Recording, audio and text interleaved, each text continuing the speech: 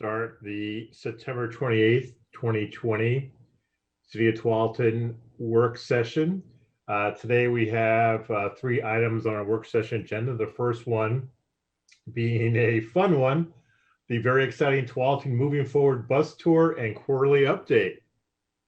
I believe this is Jeff, Megan, and crew. And Kelsey. And Kelsey. Take it away, guys. We haven't seen Kelsey in a while. Wow. Welcome. We haven't physically seen each other since March, other than on Zoom, our new reality. So less than we did in March. So I'm going to try and share my screen with you. I think we have all the technical challenges worked out. There's going to be some video with some sound. Bates and I worked on it today to make sure that I think the sound, you'll be able to hear the sound through my computer. So it should play just fine. So with that, I'm going to share screens. Bates, can you please enable screen sharing? Sorry, it's enabled now. Thank you. Like, wait a minute.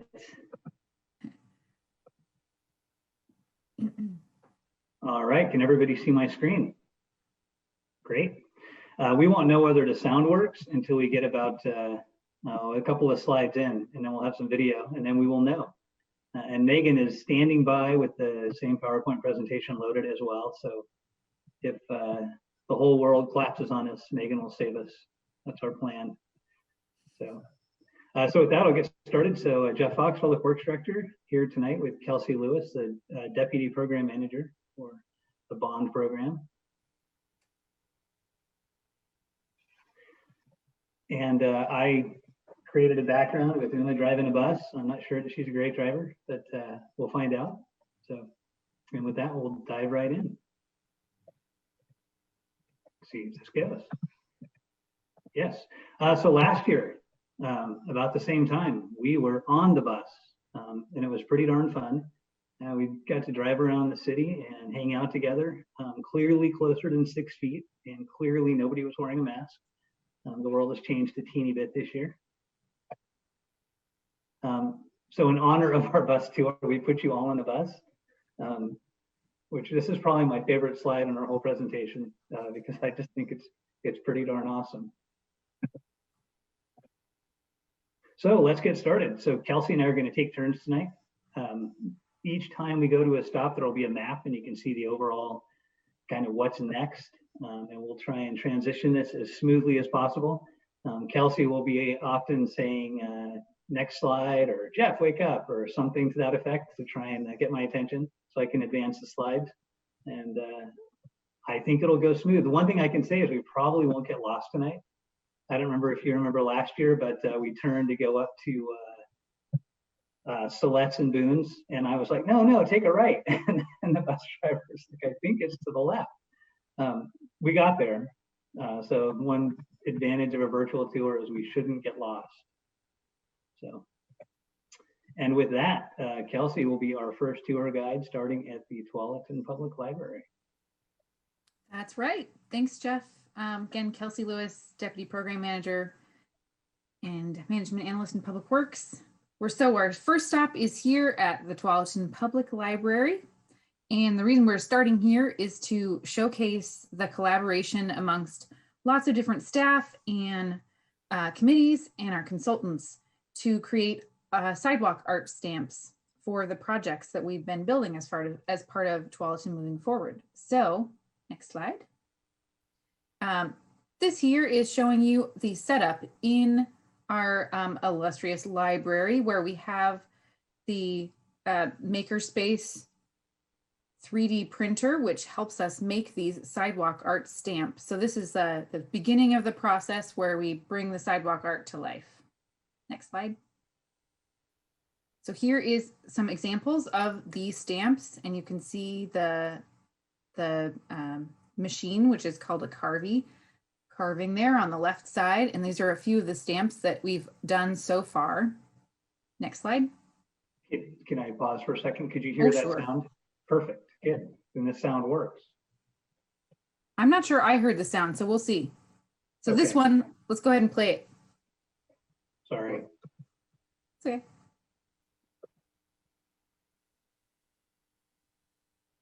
Can you hear that? Nope. All right, hold on. Let me see if I can get this to work correctly.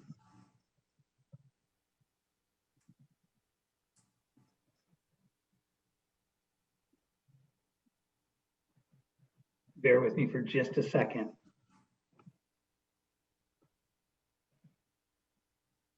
So this is a video of the the Carvey actually functioning, and it's narrated by Doug in the library. Right.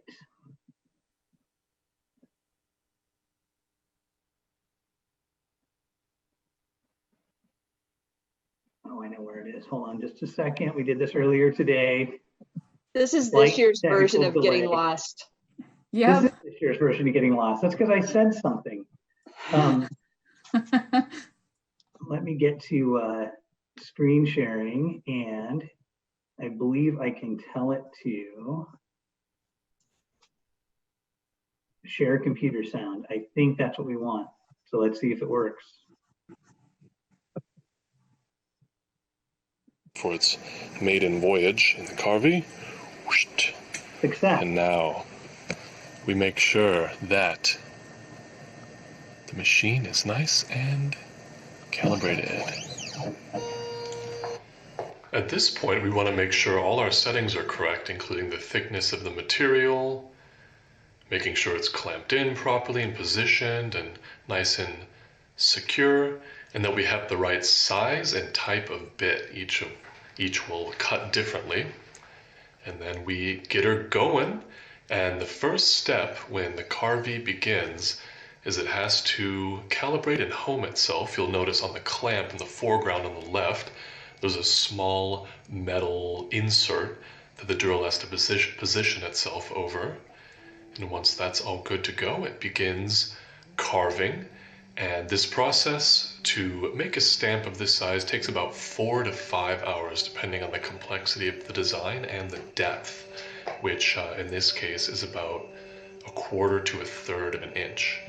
And then here we are, the completed stamp. All that's left is to dust it off and take it off the block, and voila. So that is a pretty interesting video to show you exactly how those are made. Once they come out of this machine, which is an awesome demonstration of the makerspace, by the way, the library staff gives it over to some folks in maintenance to put a handle on it. What we've discovered over a couple of these projects is that it's kind of challenging to actually get it into the concrete while it's setting and then pull it back out again. So operations staff makes a handle for it, and then we take it out to the field. So this has been a great collaboration. Wanted to tell you about that. And here we are, just in case you didn't feel like you were really in a tour, we wanted to have a real bus tour experience with getting in a little traffic as we leave the library. You can also see one of our other projects, the Tualatin Sherwood Road, Martinazzi to I-5 project there that we're getting started on design. And next Were slide. you able to see my mouse when I was, can you see that? Yes, Oh, cool. All right, I can point. excellent. All right. Next slide. So our next stop will be Mohawk, east of Martinazzi at PGE. That one's mine. I'll be your tour guide. So we won't spend a ton of time here because we've talked about this side a lot. But what I love about this is it's done. We started this project as a collaboration with PGE a couple of years ago. We put in a crosswalk and ADA curb ramps. They've got about 500 people that cross back and forth here across Mohawk. And then the bond program passed in 2018. And there was a great opportunity to put in RRFBs. So you can see those here. So that's at this site. And so this project is done. It was an awesome collaboration. And this, you know, UMA doesn't usually pull. I just lied, sorry. Shouldn't lie to council. She pulls occasionally, but she's not walking at her best with Sarah today. All right, on to our next stop, Kelsey. All right. Stop number 3, we're going up to Martinazzi Avenue and Sagart Street, where we are currently almost finished with design of the signal, traffic signal that we're going to put in here. And I went out in the field and did a video, so we're going to show that to you. Here we are at the intersection of Martinazzi Avenue and Sagart Street. As you can see, there's a lot of activity happening here. A number of turning movements, so people turning different directions, pedestrians going by. There's a park and ride at one corner of this intersection. There's also a bus you can see coming here on the 96 route. So a lot of people using transit, walking, trying to get around. And often there's some confusion about who's supposed to go first with so many different turning and movements forward at this intersection. People aren't sure exactly who's supposed to go when. So certainly a signal will help with that. And that's what we're looking to do. One of the things we're trying to keep an eye on is the grade so that people can still see each other, get good sight distance, and just making it a lot easier for everyone to understand when it's their turn and lessen some congestion in this area. So the amusing thing you might want to know, when I went out there to take some video and take some photos of the site as a before photo, I hadn't walked out there myself as a pedestrian, but I actually had to shoot the video several times because people were flipping me off and swearing at me. So it's an interesting experience as a pedestrian. So I did kind of edit down the video that you got. And schedule-wise on this, do you want to quickly talk about where we are? Yeah, we are wrapping up the design portion of it. We're working on right-of-way acquisition right now. So our intention is to have this out for construction bid in February of next year. And then we'll start the construction in the spring. And then the scope of this project is a new traffic signal, new bike lanes kind of over here, much safer crosswalks, curb ramps, and should be transformed. Yeah. Hey, Jeff. Yes. We had talked about in the past as part of the design, elongating some of the turn lanes, particularly the one that's headed westbound. Has that been incorporated into the design? Yes, it has. So for this project and all of our projects where we're messing around with traffic congestion, we have our traffic engineer DKS do an evaluation and figure out how long that turn lane should be. And so they've done that. And so it is longer. And then the other, there's a lot of details, but we're tweaking the grades on this slightly just to help improve sight distance. And then it'll look completely different, changing the turn lanes generally on all the legs to provide more storage. And we don't have a map, but heading up the hill, there will be a new dedicated right turn lane, a new bike lane, and then a through lane. So it will be very, very different than it is today. Thank you. All right, our next stop is Marquee Assisted Living, Nosoma Lane. And I will be your tour guide on that stop. So this is another one of my favorite projects. It came out of, again, just really good coordination and collaboration with Marquee. And so Mike and I are out on site on this particular day talking with Amanda and Jordan and Scott about where they think the crossing should be. So we work with them to make sure we got it in the right place and that it meets their needs.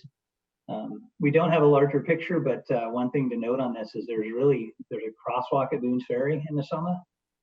And then there's another crossing way down at the end of Nosoma. It's really far between crossings. And so we are right behind us here is the community center. And then right across the street is their medical facility.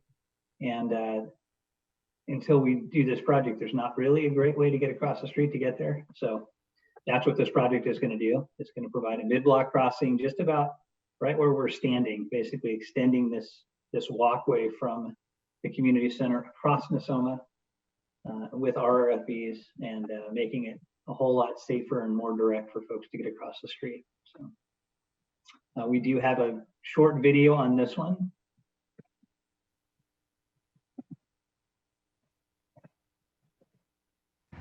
I'm Joel and Dean with OTAC. We're working on the Tualatin Moving Forward project, using the TSC, the T10 for mapping purposes for sidewalks and curb and gutters. A little quiet, but these guys do great work. They got in there and out of there, got our survey data so we could do our design and really help just kind of move that project along quickly. So, and the other thing to note is we will show you there's the project in construction. This is like not very many weeks ago. It's done now. And so that's one of the things in this bus tour is on a real bus, we would be going from finished project to finished project on many of these, because when we started putting this presentation together, they were still in construction, and these projects are going so quickly that they're done now. So kind of fun to see.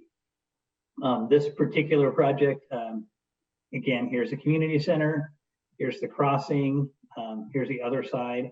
There's some sidewalk art down in the lower left-hand corner to slide.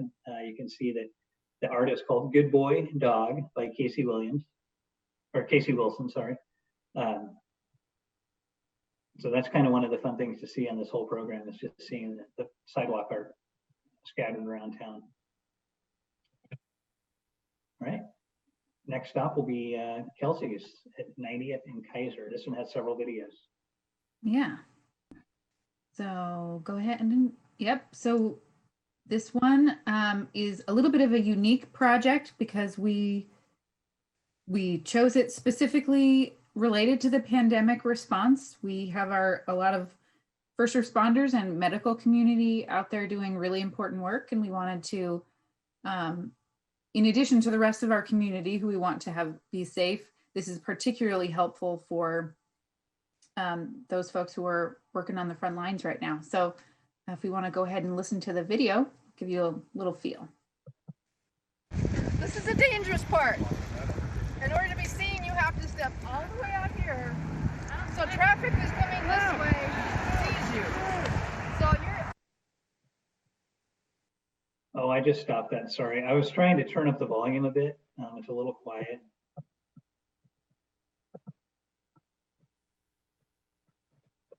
Actually having to put your body in the road for them to stop. Most of them don't stop. That's... All right. So this is, if you're not totally familiar with where it is, that the Kaiser facility is very close to Tualatin Sherwood Road. So there's a lot of traffic coming off of TS Road, and a lot of vehicles are going pretty fast. And that's what these Kaiser employees are demonstrating. Watch out behind you. That was a nice one.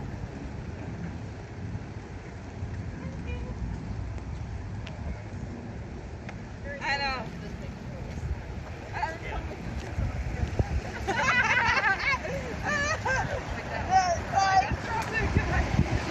Got a cameo there from Mike's thumb, which I think makes the video awesome. And then I think there's one more video. There's one more.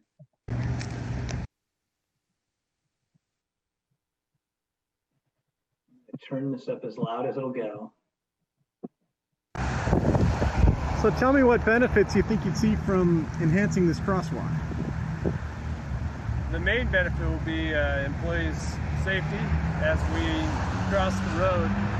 Cars frequently don't stop for lots of different reasons. One of those reasons is it's just hard to see as you come around that corner.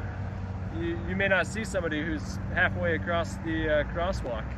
And then you've got Tualatin Sherwood Road, where just a ton of traffic comes off that road. So it'll be nice to have a better crosswalk so that folks can see people are walking across it. Thank you. And how do people use this crosswalk? Very carefully. Like, what are you walking to?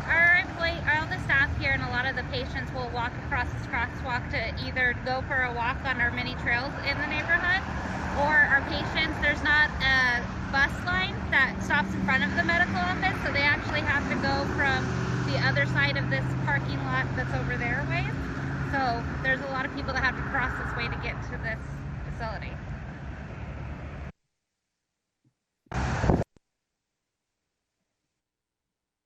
So again, that's an existing crosswalk that we're putting the flashing beacons on, so it'll be safer and easier for folks to see pedestrians crossing the street. And that one's done too, right? I think just about. Yeah, it's just about. I think they're just wrapping up, maybe making sure that all the push button functions work correctly. I drove past there today and it looks done. It may just be punch list stuff. Yep, exactly. All right. On to our next up, and we will have I think our next up is our opportunity for some snacks and some questions and hopefully some answers. So last year we stopped, if you remember, we stopped at Tualatin Park and had pizza, hung out, marched across the new crossing on Sagert Street, and so this year we said, well, we can't really do that. So I think everyone got a care package from Sherilyn, and I think it had some snacks in there. So if you haven't eaten them already, now is a good time. And I think this is our opportunity for you to ask any questions you have about any of the sites we've seen so far. I can flip to the map. If you have questions about what we've talked about so far. Questions for Jeff? I can't see everybody. Well, there's people. I see Valerie and Bridget. I wonder when you expect to break ground on the Martinez and Sagert intersection for the light. You want to take that one, Kelsey, or? Sure. Yeah, we're anticipating sometime in the spring, so not exactly sure of the month yet, but next spring. Oh, that's great. What I find at that intersection is everybody's so polite, they tell everybody else to go and it causes a bottle. And just a follow up to that, and then we'll get to Bridget. We discussed the possible movement of the bus stop, because a lot of folks say they make that turn and the bus is right there and they might run into it. Has TriMet been consulted yet about moving that stop? So we've been working with them. I think with the traffic signal, that'll change the character of the intersection and how the bus operates there. All right, Bridget. I had 3 questions. One was, and they may not all be answerable by Jeff, but my first. Anyway, first of all, it's very exciting to see the progress, and in that vein, I'm curious if the presentation, especially focused on the sidewalk art, could be shared with the arts committee, because they've worked on the selection process. And I think that it would be very interesting to them to see the video and the information around the sidewalk stamping.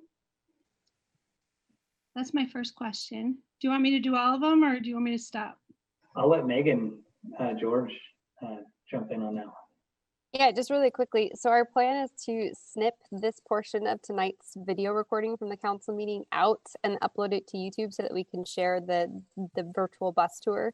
We've also been collecting photos of some of the sidewalk art. For a few projects, we're going to try to invite the artists out to grab photos and do not quite a full-on ceremony, but some sort of recognition, and then bundle all of that and send it back to the Arts Advisory Committee. Thank you. That sounds like a great plan.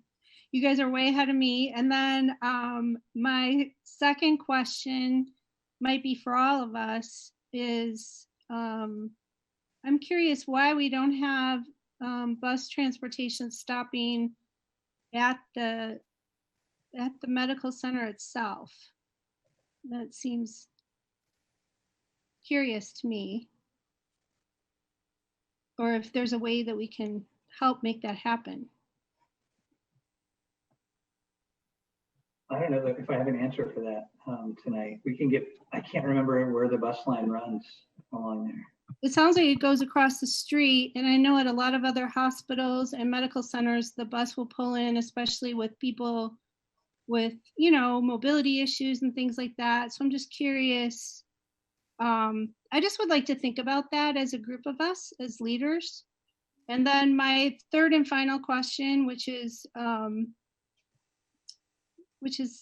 I'm also wondering if I can get a copy of the Tualatin City Council bus picture. I'd love that.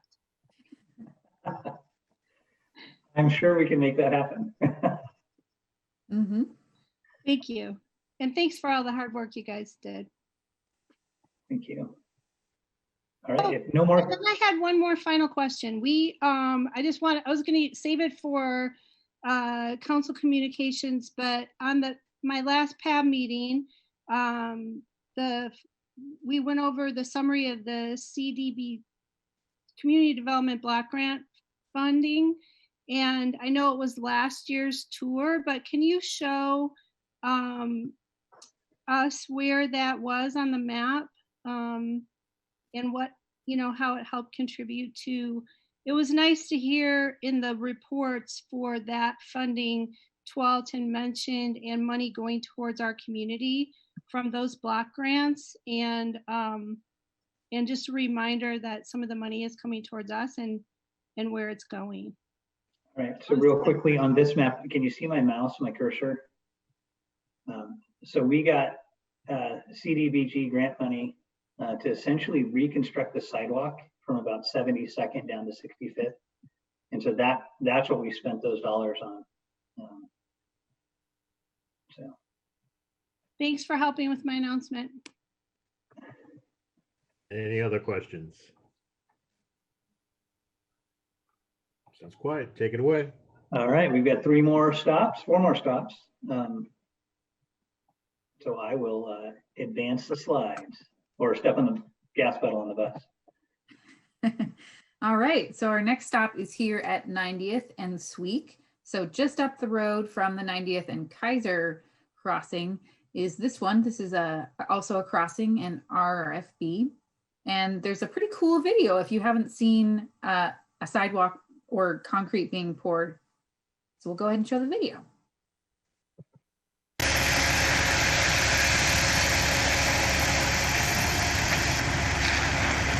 They compound in there. That's pretty typical. They have their forms set up.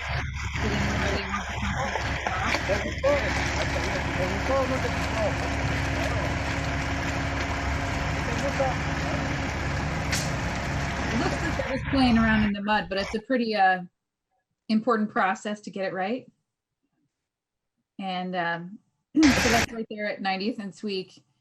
They gave us some pretty good shots for our video, which we were pleased about. So they're just forming it up and doing all the things they're going to need to do to make sure that it meets ADA, which is an important concern that we look for when we finish up.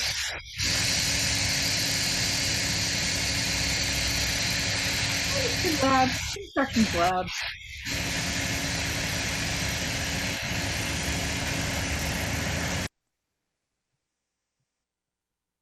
Lab. Okay.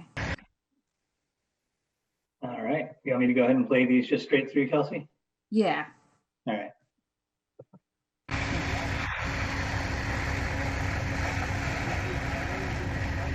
Making it smooth.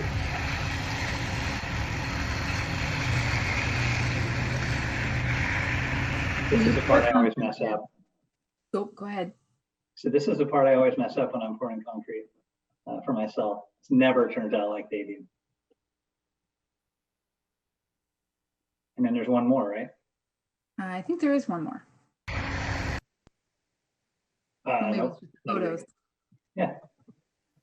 So yeah, this is one of many projects that started and is complete now.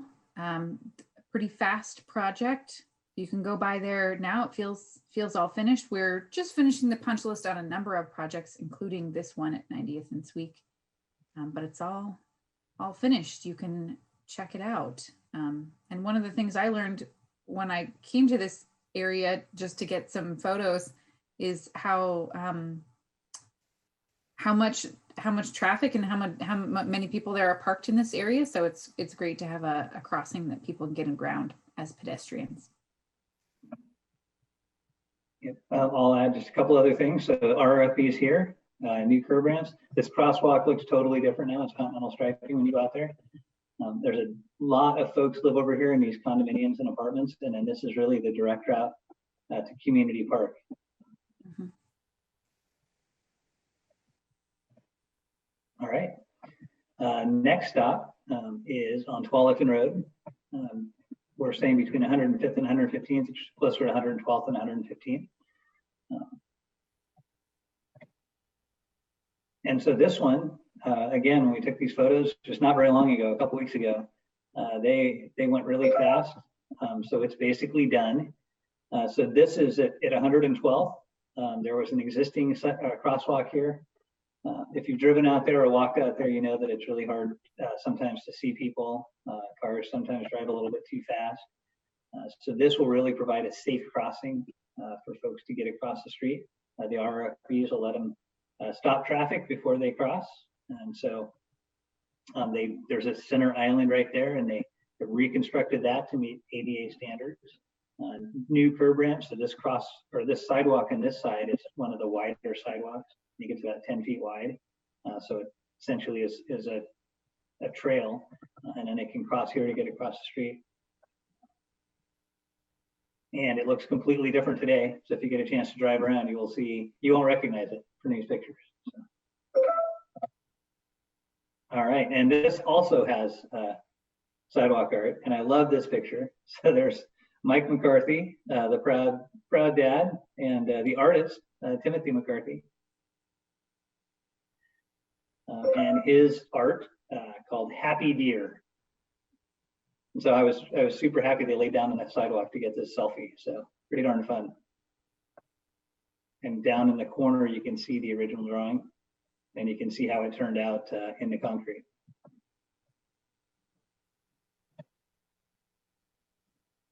All right, a couple more stops. So this one's pretty exciting, and Kelsey is going to be our tour guide at Garden Corner Curves. Yes, indeed. So we have, we also have a guest speaker for this, who you know. Of course, council has heard much about this project. We're very excited that construction has now begun, and some work will get done this fall, and then we'll have a little bit of a pause for the winter, and then it will start up again and be completed next year. And there's Uma. Being a very good dog, she normally would be on the sidewalk. And since there's no sidewalk, she's suggesting that we put sidewalk here, which is part of the plan. And then we'll go to the next slide. And here, one of your illustrious colleagues is going to give us a little bit of an introduction to this project. You did a great job.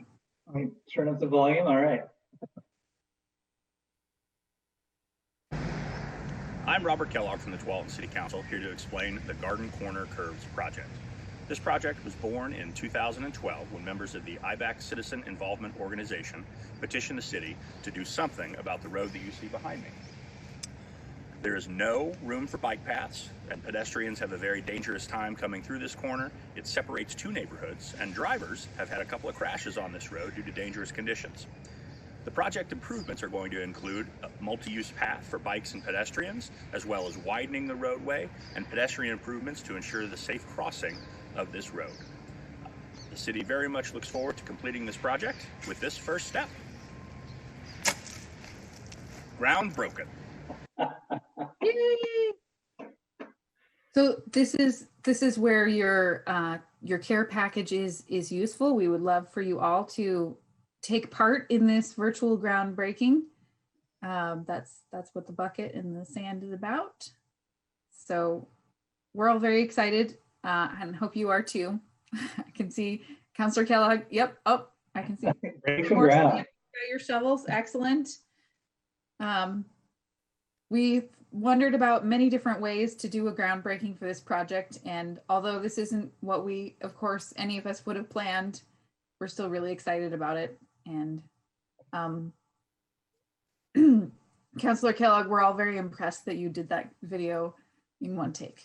It's pretty awesome. Well, you can't see the cue card, so it wasn't that impressive.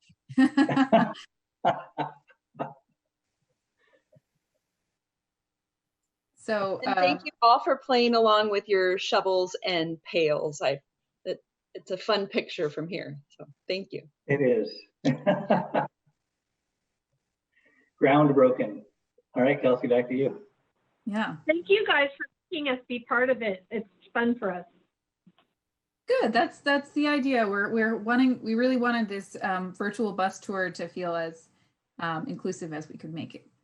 So we're happy to hear that. So there's big hugs, everybody, for groundbreaking.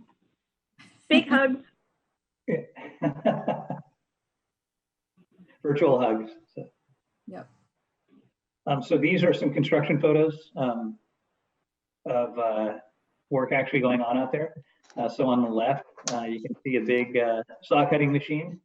So this is what they do when they're getting ready to do utility work or other work where they want to save some of the pavement and get rid of some of the other pavement. So one of their first items of work out there is installing a storm sewer.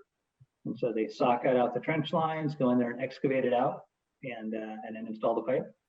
You will see a lot of this out there right now. It's a really tight corridor. And so there's a lot of traffic control, a lot of flagging, and just trying to maintain some orderly calmness during the construction. And then Jeff, how many cars did you say go through there a day? So our traffic count was 15,000 cars a week. A week. Even during COVID. So it's a lot of cars that use this road. And so next summer, there will be a period of time where we will close the road completely. We'll be working really closely with our contractor and our consultants in the community to come up with a plan to try and keep traffic from cruising through the neighborhoods to get around. And so we've got some work to do between now and next summer. But I think with a lot of communication and outreach and listening to folks' concerns, we should be able to make it through that. And then that's probably the hardest piece of the project, is to get that done next summer. And then by the end of summer, barring zombie attack or something, zombie apocalypse, we should be open to traffic and have a shared use path on one side and have a much nicer facility. So. Can I just interrupt for a second and say that Councilor Reyes has her hand raised, her electronic hand raised. Did you want to make a comment, Councilor?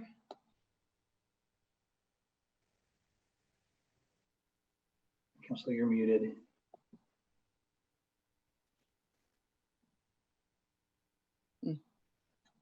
I'm trying, but I'm muted, sorry. I was talking and no one could listen. So the famous video of Councilor Kellogg breaking ground, would that be uploaded to the website on Tualatin Moving Forward? Yeah, we'll be taking, as Megan was mentioning, we'll take the whole video section of this part of the council meeting of the tour and put it up there, and also make it available in smaller chunks on social media and various other places. And I realized my question came in really late, since my virtual hand up was, kind of late. So thank you anyway for answering that question. And I'm just, I'm not on video today. I have bad hair day. So just gonna see you guys and raise my hand virtually. But thank you. Thank you. All right. So our next stop and our last stop, tonight, is Boones Ferry Road at Tualatin High School. Number 9 is also my lucky number. I don't know if that means anything, but it does to me. So, and I will be your tour guide for this one.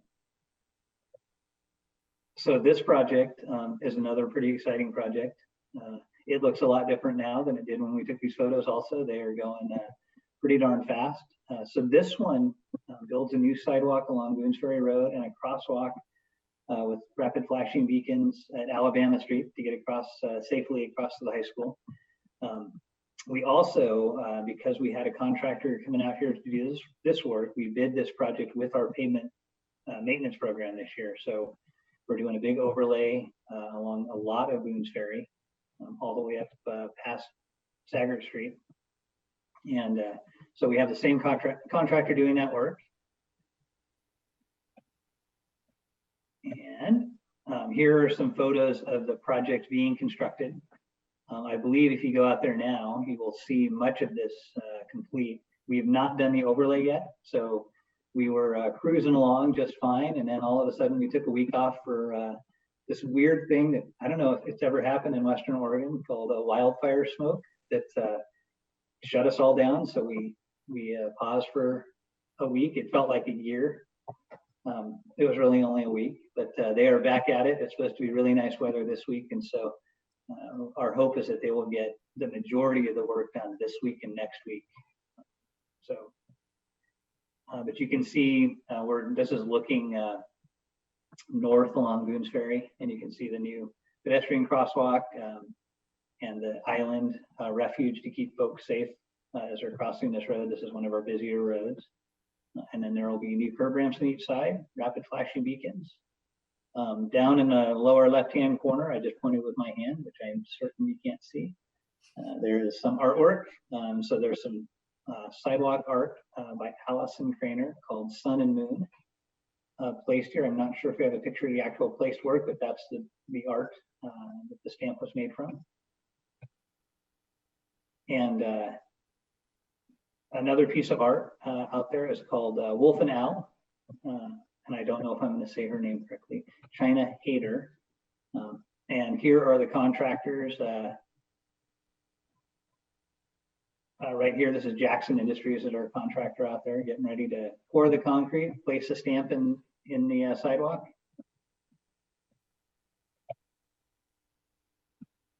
And here they are again doing some more work, and they have just placed this stamp. And that is the original artwork, Sugar Skull by Maya Payne. And it's clearly Uma's favorite. Laying down on it, I took her out and let her go figure out what sidewalk art was, took some doggy selfies, that's my hand, shadow of my hand in there. So that's my claim to fame right there. And that takes us to the end of the tour. So if we were on the bus, we'd be pulling back into the library parking lot, getting off the bus, laughing a lot, talking a lot, maybe eating leftover pizza. So since we're not on the physical bus tour, I'll hand it over for questions, comments, and suggestions. Thanks, Jeff. Questions for Jeff or Kelsey? Yeah, I have one. Sure, Paul. So a couple of questions and a comment. The crosswalk in front of Tualatin High School, right now I'm really missing Councilor Joel Davis. We had pushed for a long time to get one on the north parking lot as well. And I know there's no construction there's nothing started. Is there still plans to put one on the north lot? So we went down that road and we did the design, and then some things changed out there, which changed how the students were crossing the street. So when we first started this, there was an opening in the fence through the condominium complex there. And so a lot of folks were essentially darting across the street there to use that opening. Since that time, that opening has been closed. And so that's no longer a route for students to take. And we updated the signal at Sagert Street to basically provide a leading pet interval. And so it seemed, well, when school was going on, it seemed to be working pretty well. So we paused in that north crosswalk. And then if it turns out that all of this doesn't change habits and that we still need that crossing there, we would go back and look at that. But at this point, it seemed like before school ended for the pandemic, it seemed like students were essentially going up and using the signal because it worked well and there wasn't a shortcut anymore by cutting across early. So yeah, my observation was, and I respect your answer and I appreciate your answer, because I think if it does fix it, because there's actually another change that happened when they repaved the parking lot, which if anyone hasn't been out there, both north and south slots have been completely redone. And they've placed a walkway right up next to the fence, next to the church office there, that may cause the students to do that. But what they were doing was, if they missed the light, then they were just walking down to the parking lot and then still cutting across. And the traffic up to the pandemic, up to the time of the pandemic, the traffic was still pretty heavy there, especially in the afternoon. Kids coming home just go across that part. And that would be what I would recommend you look at, is when things get back to normal.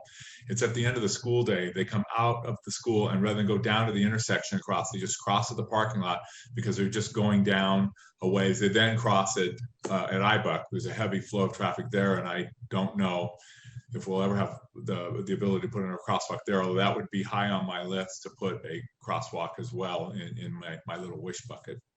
The second question related to Tualatin High School is there any thought to putting a light marking the crosswalk at Iowa Drive?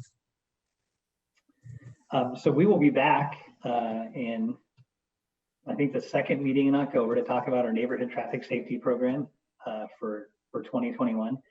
So that was one of the projects that was on the list of suggestions. I don't know if it made the short list for this year. But it would be one that we would look at coming back potentially. Okay, perfect. Good answer. Thank you. And then finally, historically, Jeff, we always do a top 10. There's the top 10 on ESPN if you're a sports fan.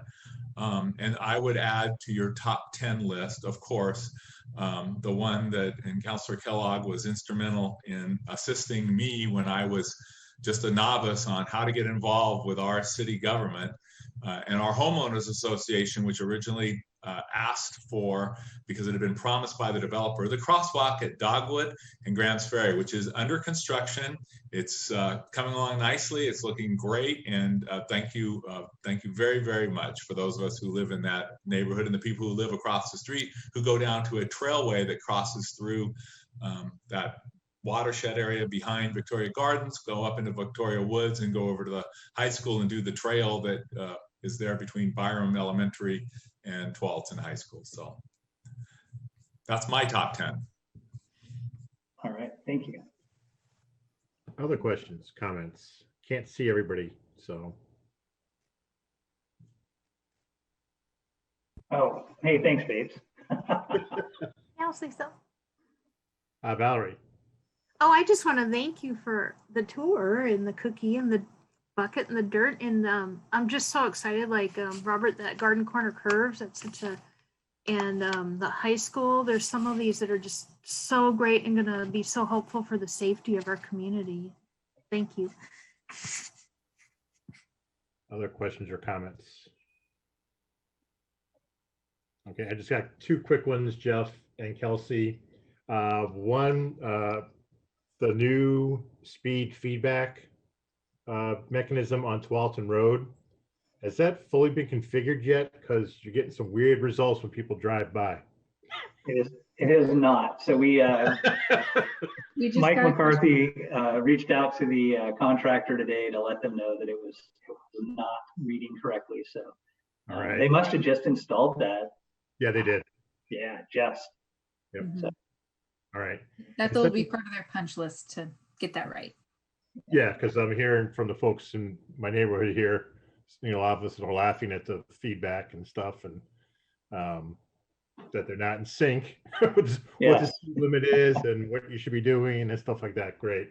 And the second thing is, what's the status of the light on Tualatin Road in Teton? So that project is coming up. So we just met a few weeks ago with our bond team to talk about sort of this next round of those big projects. And so that one will be getting started. And what we can do on the neighborhood traffic safety program is maybe also bring a list of those, kind of a reminder of what those projects are that are coming up, and give you a status update on sort of how we're moving those projects forward. That'd be that great. One should start design next year. Yeah, that'd be great, because again, the folks that live around Tualatin Road, or that's the one they're interested in, and now the speed feedback's time. Yeah, sorry about that. Not a trouble. It wasn't upside down. So. And people are noticing it. That's a good thing. Right. Yep. Right. Any other questions or comments? All right. Well, thank you very much. All right.